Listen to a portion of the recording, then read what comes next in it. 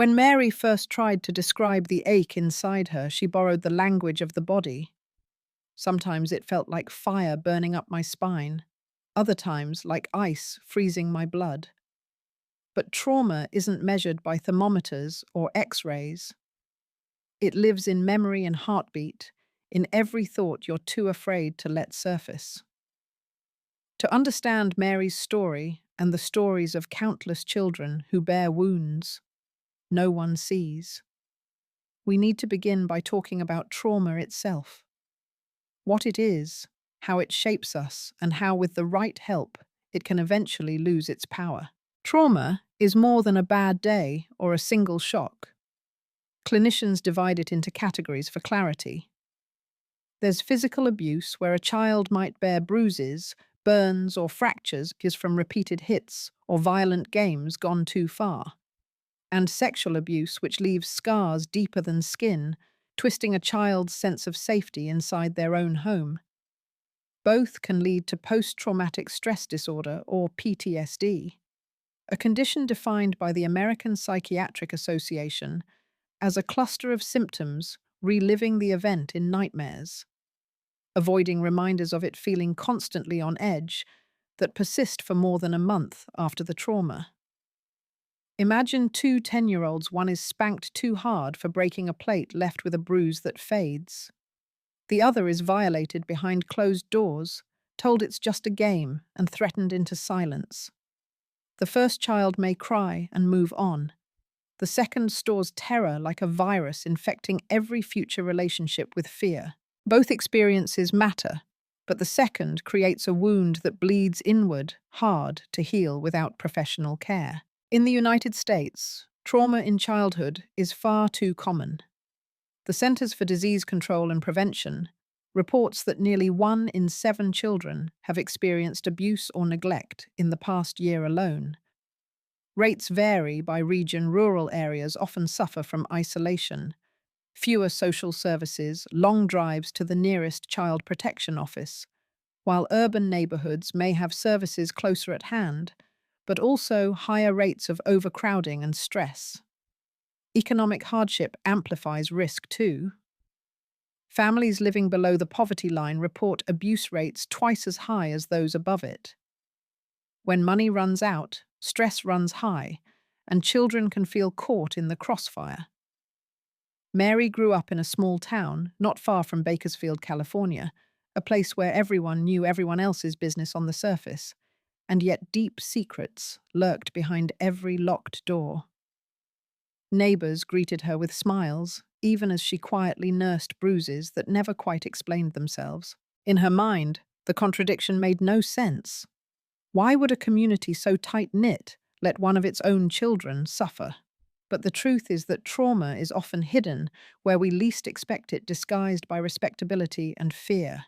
The consequences of unaddressed childhood trauma ripple outward in unpredictable ways. In the immediate aftermath, children may show cuts and bruises, but they also develop a vigilance that looks like hyperactivity or defiance in school. Mothers and fathers report nightmares, bedwetting, sudden aggression, or extreme withdrawal traits that teachers might label behavioral problems without seeing the wound beneath. Long-term effects deepen the tragedy. Adults who lived through childhood abuse face higher rates of depression, substance abuse, and chronic health conditions like heart disease and diabetes. One landmark study of 10,000 participants showed that those with 4 or more adverse childhood experiences were 460% more likely to become alcoholic and 1,220% more likely to attempt suicide compared to peers with none. Mary's own health suffered in ways she could only later link to her past migraines that no pill could touch: a racing heart at every unexpected knock on her door, and a bone-deep ache that no massage could cure. Contrast that with a group of children identified in a 2018 study at a California children's hospital. With early intervention therapy sessions twice a week, a stable foster placement, and a support group for survivors, nearly 70% showed dramatic reductions in PTSD symptoms within 6 months. That research underlines a simple truth. Trauma's power lies in silence. Break the silence and healing begins. All too often, well-intentioned adults make mistakes that leave trauma unaddressed. Dismissing just discipline. Spanking a child might feel culturally acceptable in some homes, but when discipline escalates to violence, it crosses the line into abuse. Labeling it teaching respect allows trauma to fester unchallenged, ignoring emotional wounds.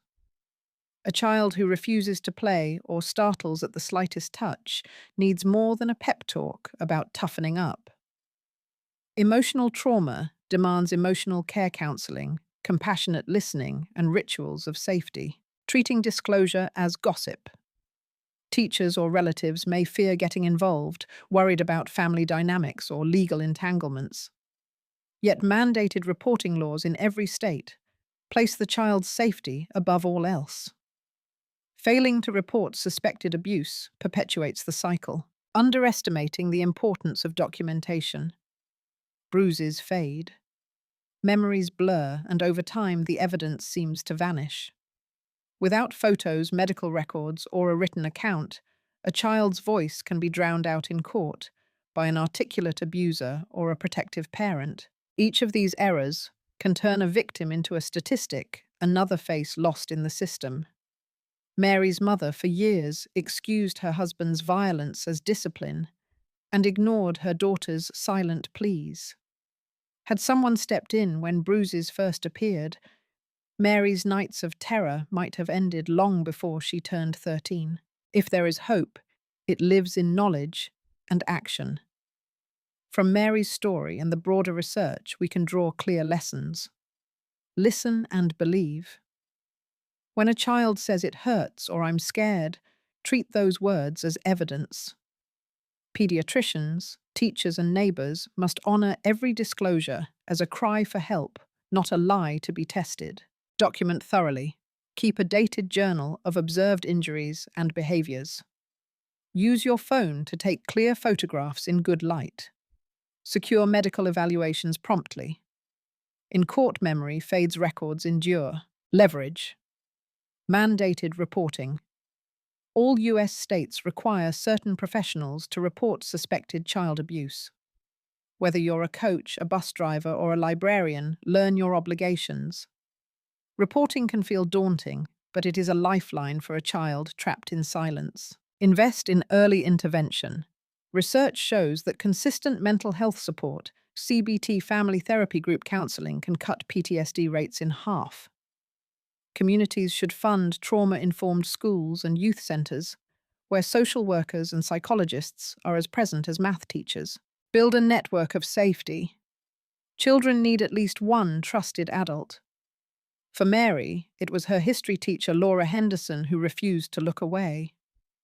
In your own life, be ready to be that safe harbor. Open your door, your ear, and your heart. Trauma steals childhood. It turns laughter into fear and home into prison. But when communities commit to understanding its true nature, when we classify it, accurately oppose it actively, and heal it compassionately, we unlock every trapped child's chance to breathe free again. Mary's journey out of the yellow house wasn't a miracle. It was the result of one brave girl speaking up, one caring teacher refusing to let her go, and the steady application of legal and psychological tools designed to protect the innocent.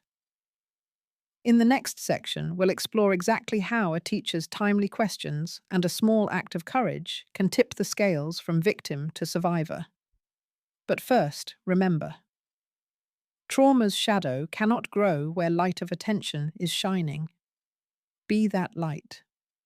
When Emmeline Gwen returned to her second-grade classroom after recess, she noticed that one of her students, a 9-year-old girl named Hannah, wasn't playing with the others. Instead, Hannah sat on the steps by the fence, her arms crossed tightly across her chest and her gaze fixed on the ground. It was an ordinary Tuesday in suburban Ohio, yet something about Hannah's posture whispered that all was not well. Children who endure abuse seldom arrive in teacher conferences with neat confession letters. Instead, they announce their pain in subtler ways. A random bruise above an elbow, a torn sleeve, a habit of tilting their head to one side as if protecting a tender spot. These are bookmarks in a story they cannot bring themselves to finish. Hannah's arms were covered with faint crescent-shaped marks. When Emily gently asked if she had fallen, Hannah shrugged and mumbled, "I tripped." At school, trauma manifests both in body and behavior. Some children flinch at sudden movements as if every raised hand dangers them. Others refuse to change into gym clothes, turning a simple request into a panic attack. Emily recalled another student, Marcus, who paced the hallway before every physical education class. His teacher assumed he hated sports. In reality, years of being beaten with a belt made him fear any uniform change. Bruises heal, but fear can linger indefinitely. In class, Hannah had begun flinching whenever Emily passed her desk. She no longer volunteered for reading aloud, and her usually bright answers grew monosyllabic. Emily also noted Hannah's sudden drop in attendance. She'd missed 4 mornings without parental note. Mandated reporters in every state have the legal responsibility and the moral imperative to ask gentle, open-ended questions when they suspect abuse. Yet asking is not accusing, it's a lifeline. After another day of watching Hannah shrink into herself, Emily knelt beside her desk and whispered, "I've noticed you seem sad sometimes. Is there something at home you want to tell me?" Hannah's eyes darted up, surprise flickering there. After a long pause, she whispered, "It's nothing." But Emily had planted a seed. Over the next week, she checked in every morning with a soft, "How are you feeling today?" and a reassuring smile. Small talk about weekend cartoons or a new puppy gave Hannah permission to trust that Emily cared. Finally, one Friday afternoon, Hannah's defenses cracked. Through a trembling voice, she said, "My dad, he gets mad." Asking what happened next rather than, "Did your dad hit you?" allowed Hannah to take the lead. Emily listened without interruption. When Hannah paused, Emily said, "I'm so sorry that happened. It's not your fault." Those 5 words, "It's not your fault," often echo in a child's mind for years. All too often, well-meaning educators unintentionally slow down the rescue process. One trap is the desire to confirm before reporting, scheduling a home visit, or arranging a private chat in the nurse's office. The problem: by the time you gather proof, a child may face another brutal episode. Trauma doesn't wait for paperwork. Another misstep is treating abuse as family business. In Emily's district, a colleague confided that she'd seen a parent storming the hallway and shouted at their child, but she chalked it up to tough love and ignored it. Yet every slammed locker door or raised voice can be a gateway to violence. Then there's the fear of being wrong. Teachers hesitate, thinking, what if it was just a bike accident? But the law protects reporters acting in good faith. Delaying a report to seek certainty can cost a child the chance to heal. Effective intervention starts with clear, actionable steps. Establish trust daily. Greet every child by name. Ask about homework. Comment on last night's rainstorm. Consistent warmth signals safety. Take note of any sudden behavior shifts. Keep a private journal with dates, times, and objective descriptions. Use open-ended, gentle prompts. "I notice you're quieter than usual. Would you like to talk?" rather than, "Are you okay?" Frame questions around feelings. How did that make you feel, not just events? Did your mum hit you? Document immediately. In a locked file record, bruises and behavioral changes with dates and brief notes. Photograph visible injuries with parental or guardian consent, following district policy, using good lighting and unaltered backgrounds. Report to the right place. Know your state's Child Protective Services hotline and your district's protocol. Follow up after reporting, check in with the CPS caseworker to ensure the referral was received. Create a safe network. Partner with the school nurse, counselor, and principal. Teamwork ensures no one falls through the cracks. Develop an if this happens plan. A code word, a signal in class or an ally adult, the child can seek out when feeling threatened. In Ohio, Emily's school held quarterly mandated reporter workshops where local CPS agents role-played phone interviews and clarified legal protections. Many teachers emerged empowered, carrying a new sense of urgency rather than dread. Consider the case of 8-year-old Javier in rural Texas. His third-grade teacher, Mrs. Lopez, noticed he had begun wearing long sleeves even in summer. One afternoon, Javier flinched when another child dropped a pencil. Mrs. Lopez gently asked if he'd hurt himself.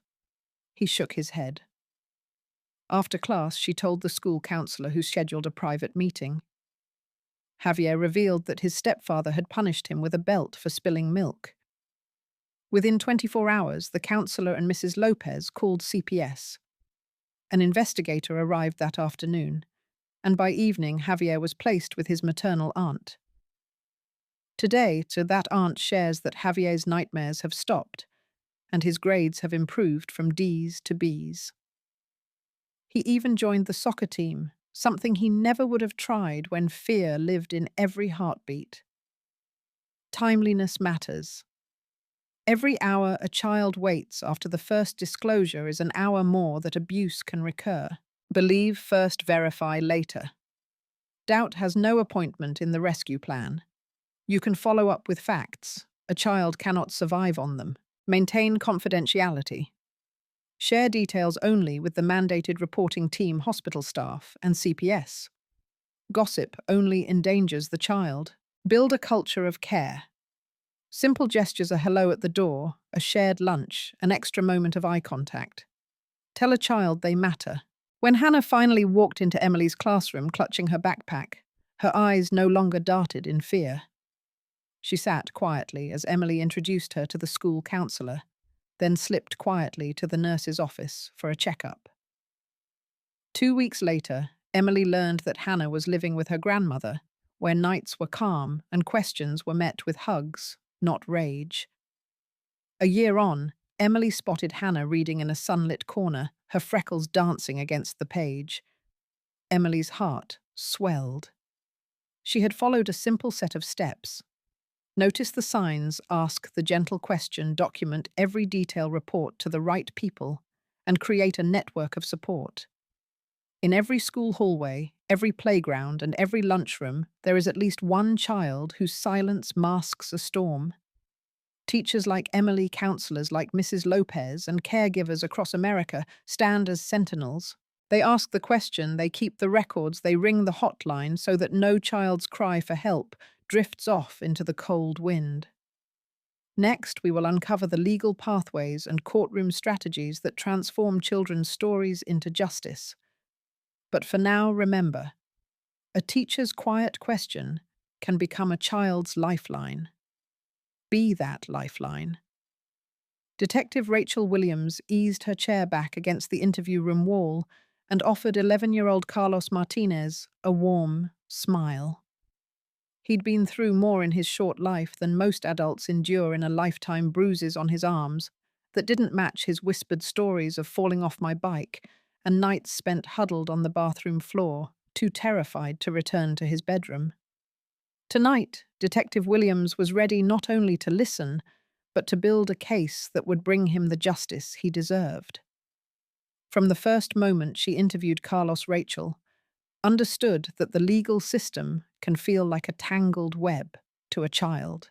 Terms like affidavit, custodial interview, or probable cause swirl around us as professionals. But to Carlos, they might as well be magic words. So Rachel began by explaining gently exactly what would happen next. Carlos, I'm going to ask you some questions about what happened at home, she said, keeping her voice low and steady. Every time you tell me something, I'll write it down. Then we'll ask a special doctor to look at your body and make sure you're okay.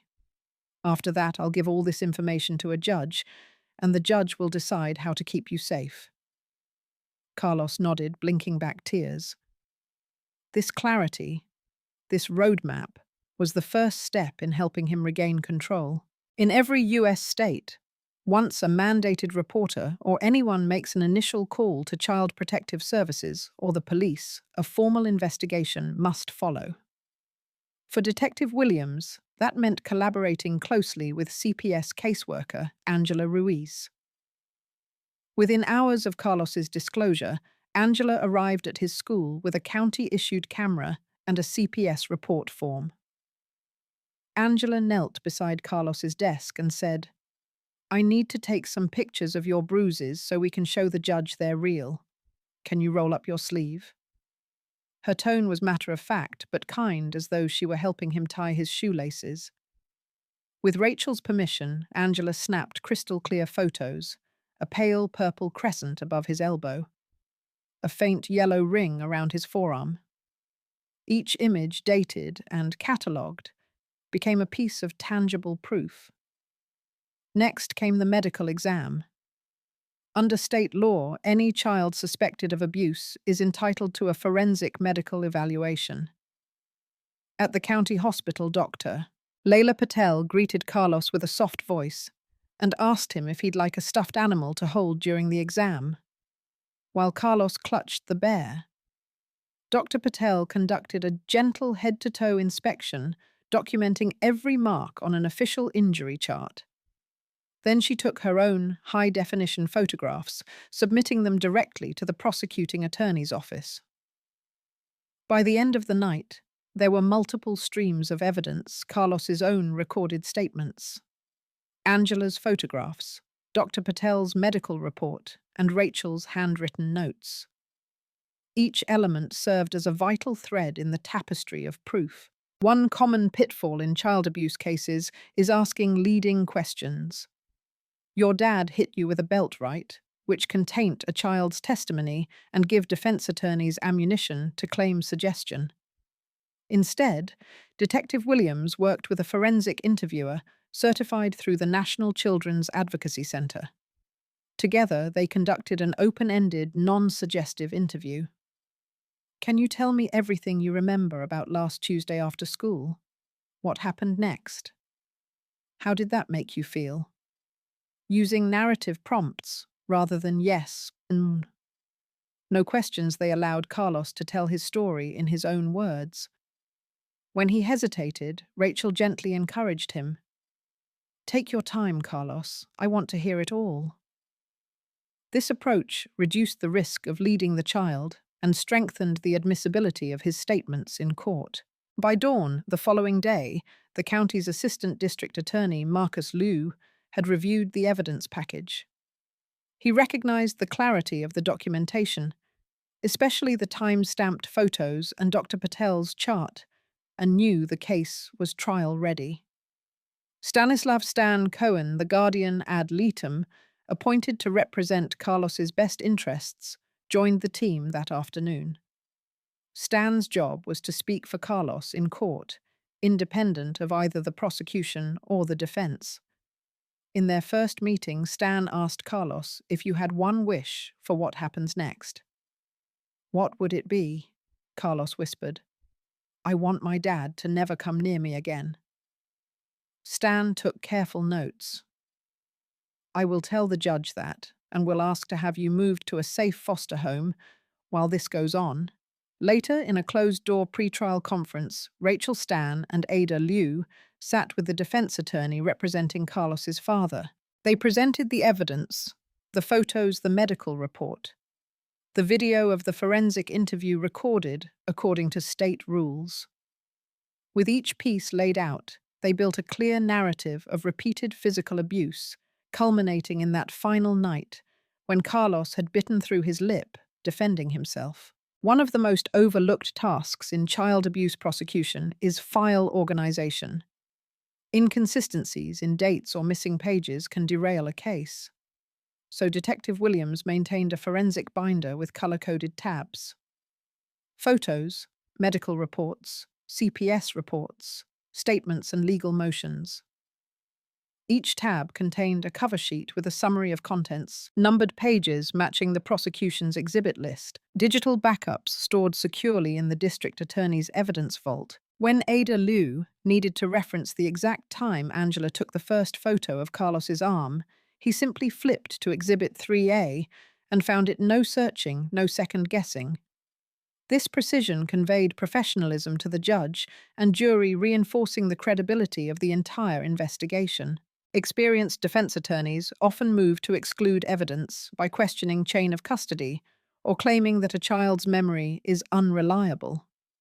To counter this, Rachel had Angela sign and date each photograph with an official CPS seal.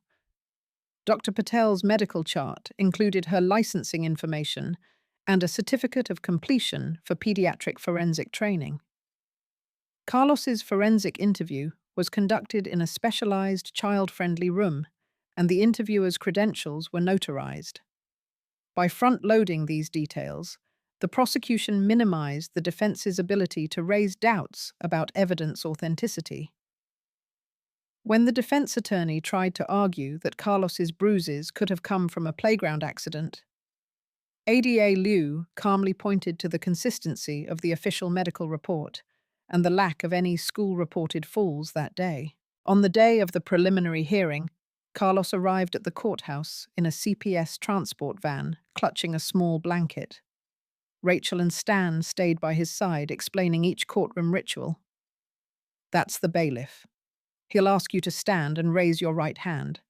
Then you'll say, 'I do,' and you'll be sworn in to tell the truth."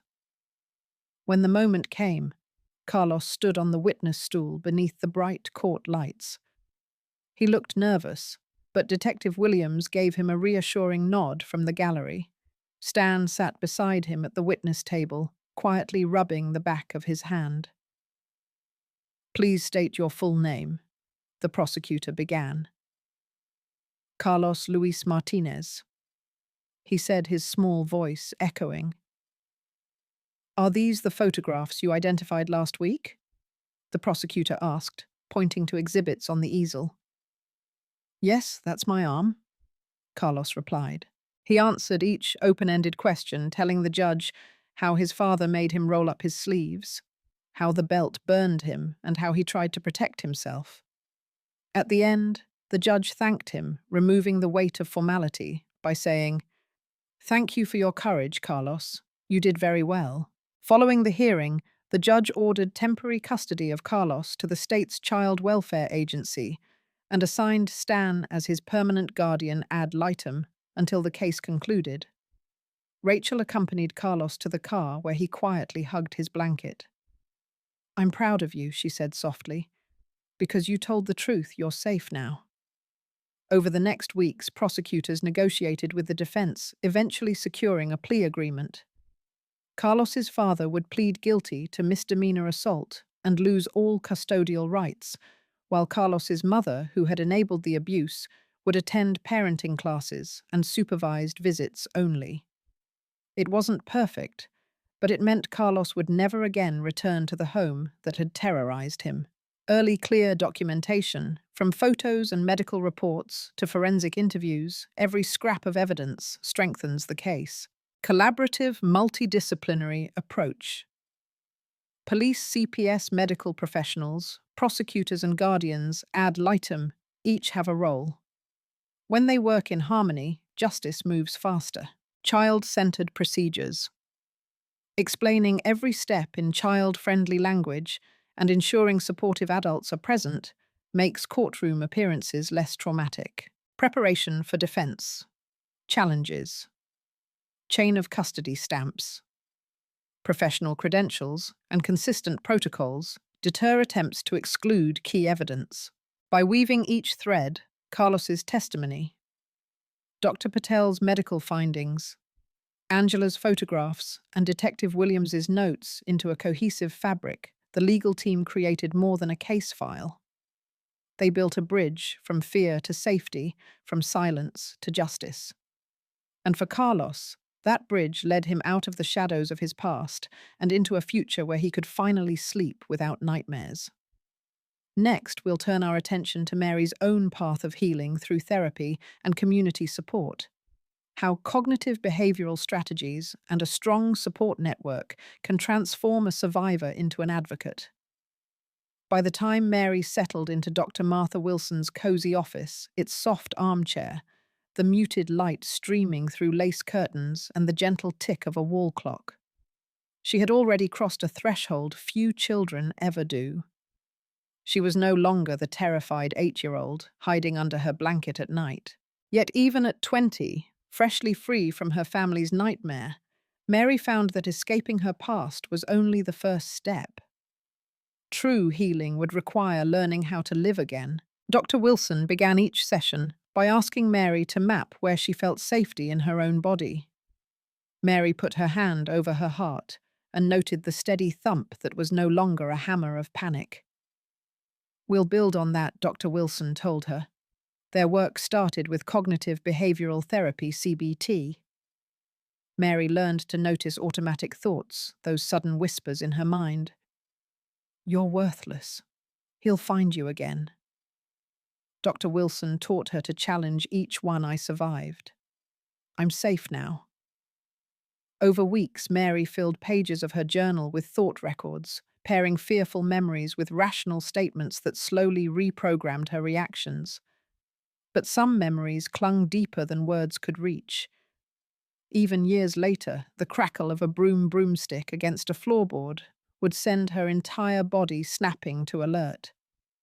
That's when Dr. Wilson suggested EMDR, eye movement desensitization and reprocessing. In a softly lit room, with a therapist at her side, Mary followed a gentle light bar as it swept back and forth across her field of vision. At the same time, she revisited the worst moments of her childhood. Not to relive the horror, but to restore the memory into a different part of her brain, one that could hold facts without flooding her heart with pain. After just 6 EMDR sessions, Mary described the first real victory. "It was like unpacking a suitcase I'd been carrying for years and finding nothing but dust. The shape of the memory stayed, but the hurt drifted away." Therapy freed Mary's spirit, but she also needed practical tools to reshape her future. In her early 20s, she enrolled in a mentorship program at the local community center, one of the few in Bakersfield that focused on survivors of childhood trauma. Her mentor, a retired school counselor named Mrs. Patel, helped Mary set goals. Finish her bachelor's degree, learn public speaking, and volunteer at a crisis hotline. Mary threw herself into her studies at California State University, Bakersfield, balancing a part-time job at a coffee shop with classes in psychology and women's studies. On Friday evenings, she sat on a swivel chair in the community center's volunteer office, headphones on, fielding a call from someone in crisis.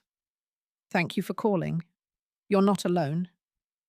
Every "I'm scared" that ended with a sigh of relief echoed something she had needed so desperately as a child. At the same time, Mary took self-defense classes through a non-profit called Safe Steps. Her instructor, a former Marine named Jake, emphasized boundaries and assertiveness. "It's not just about punching," he said one evening after guiding her through a wrist release technique. "It's about knowing your body can protect you, and that you deserve protection."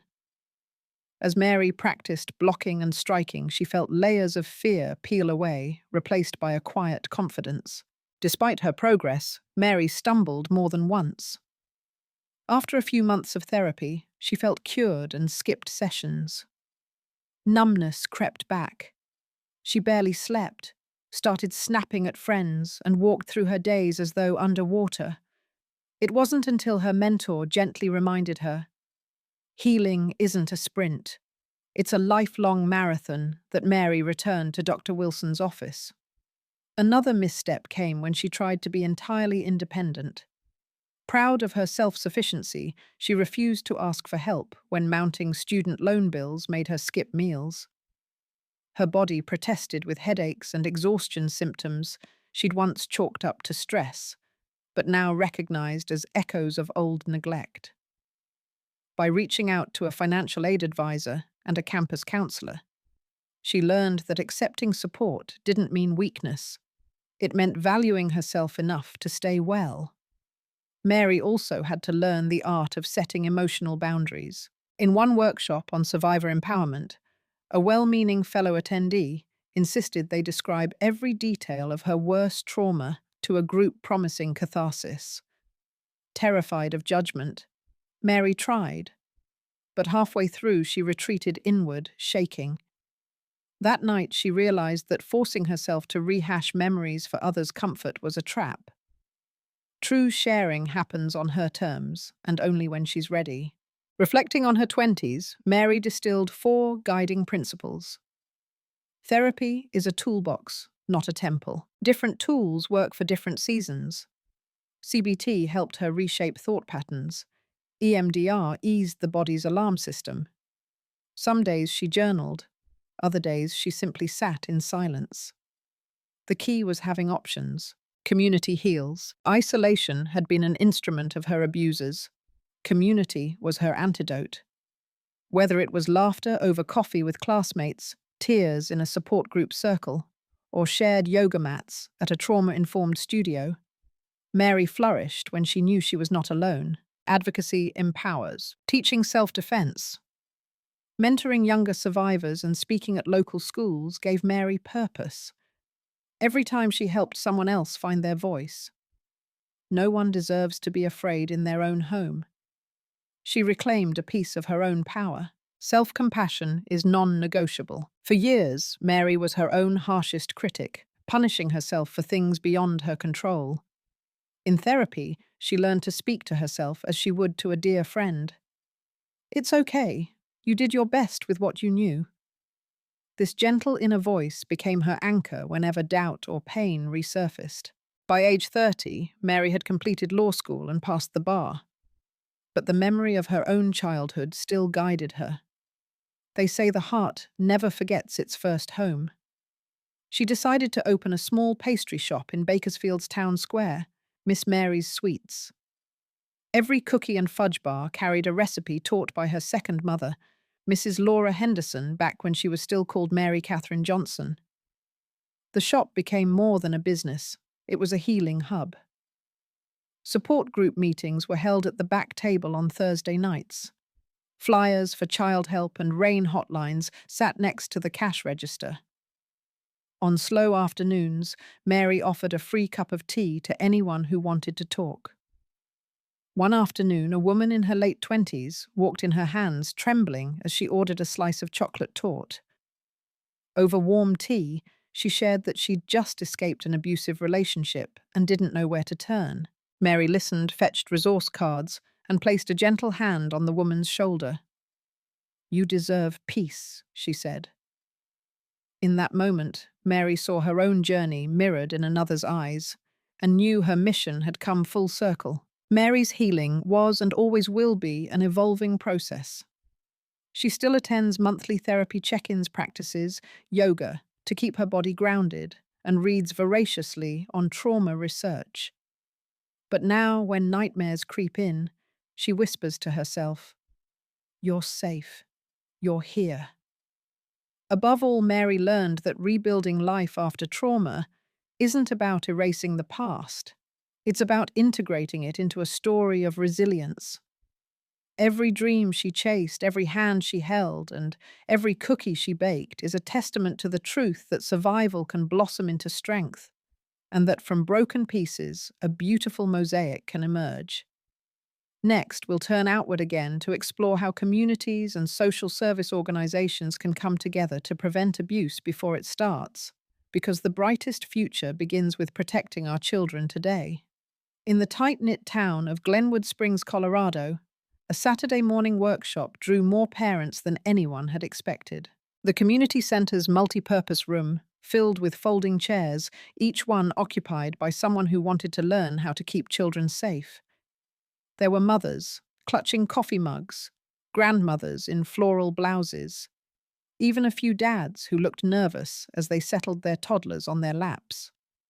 At the front of the room stood Alicia Thompson, a seasoned facilitator from the national nonprofit. Darkness to light, adjusting her projector's focus. "Thank you all for coming today." Alicia began, her tone warm but purposeful. We're here because protecting our children is everyone's responsibility. She clicked to the first slide, a simple statement in bold letters. Protecting a child is protecting our future. Across America, non-profits like Child Help Rain and Darkness to Light serve as pillars of prevention and support. Child Help's 24/7 hotline answers thousands of calls each month, offering crisis counseling and connecting families to local resources. RAIN, Rape Abuse and Incest. National Network provides counseling and legal services for sexual assault survivors of all ages, including teens. Darkness to Light specializes in education training adults to recognize warning signs and respond safely. In Glenwood Springs, Alicia represents Darkness to Light's Stewards of Children program. Over 2 hours, she guides the parents through 6 key steps. Learn the facts. Understanding prevalence 1. In 10 children will be sexually abused before their 18th birthday. Minimize opportunities, choosing activities where adults are never alone with children and making sure too deep leadership is always in place. Talk about it. Using age-appropriate language to discuss boundaries and consent with kids as young as 5. Recognize signs. Spotting changes in behavior nightmares. Withdrawal. Sudden aggression that may suggest trouble. Respond responsibly. Reporting suspicions to Child Protective Services or law enforcement. Partner with others. Involving the whole community. Schools, churches, sports teams in consistent prevention efforts. Parents scribble notes. A mother named Sarah whispers to her neighbor, "I never thought of checking the switch from 2 adults doing activities together." Prevention begins long before a crisis. In Tulsa, Oklahoma, the It's Not Your Fault campaign partners with local schools to deliver short videos and classroom activities. Each year, every 5th grade student watches a 5-minute animated story about a child who learns to trust an adult and speak up. Teachers then lead a guided discussion. What would you do if you felt unsafe? By normalizing that conversation, the program reduces stigma and gives children a script talk to a trusted adult. Meanwhile, in Portland, Maine, the public library hosts monthly Parent Power Nights. Librarians invite social workers and therapists to speak on topics like digital safety grooming behaviors online and how to have consent conversations over family movie nights. Kids can play in the children's section under the supervision of volunteers, while parents learn practical tips and swap contact information for carpool lines and babysitters, building a real network of trust. Even the best intentions can go off course. One trap is treating prevention as a one-time event, a single flyer on the bulletin board or a 1-hour talk, and then moving on. Abuse prevention must be ongoing with regular refreshers and follow-up. Another mistake is breaking confidentiality under the guise of awareness.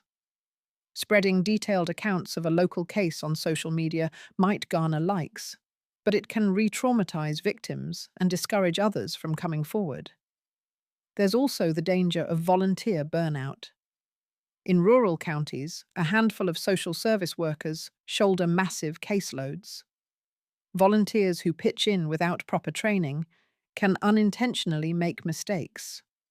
Missed signs, misfiled reports, or poor handoffs between shifts. Communities must invest in professional development and support so that people don't burn out after one crisis call. At the end of Alicia's Glenwood workshop, she hands out bright green resource cards listing local child help CPS and RAIN hotlines, plus the town's domestic violence shelter number. She encourages participants to pop these into glove compartments, bulletin boards, and church pews. Then she invites everyone to form small prevention pods, groups of 3 or 4 families who agree to check in on each other quarterly. Schedule a play date, she suggests, and before the kids start playing, ask each other, "Have we noticed anything new or unusual in our children?" In Birmingham, Alabama, a grassroots coalition called Safe Haven Neighbors operates on that model. Every neighborhood block has a volunteer coordinator. when a family hosts a barbecue. The coordinator reminds the host to place sign-in sheets by the front door, so there's a record of who's there. It may seem small, but in an investigation, knowing who visited and when can be crucial evidence. After the Glenwood workshop, a few parents linger to share personal stories. One grandmother, Mrs. Delgado, describes how she spotted her granddaughter's sudden fear of going upstairs alone. "I thought she was just tired," she says, blinking back tears. "Now I know to ask gentle questions and keep asking until I get an answer." A father. Mr. Carter stands up. "I used to say, kids are resilient, they'll bounce back. But I see now that resilience isn't enough without our support." Their words echo the program's core lesson. Preventing child abuse is not a spectator sport. It demands small acts of courage every day, asking the hard question, hanging up a poster, reminding drivers to watch for missing children, volunteering at a local shelter, or simply listening when a child whispers in confidence. The workshop closes with Alicia's final reminder. You don't need to have all the answers. You just need to care enough to do something. Every time we step up, we make our community stronger. One child, one family, one prevention pod at a time. Outside, the crisp mountain air greets them as they head to their cars. The morning sun glints off frost, still clinging to pine branches. Inside each parent, a new determination burns to be the adults our children deserve, to guard their trust, and to ensure that no child in Glenwood Springs, or anywhere, ever has to endure the silent suffering that so many endure today. Together, we can build a society where every child's laughter rings out fearless, where homes are havens rather than prisons, and where our shared future is secure in the hands of those we protect.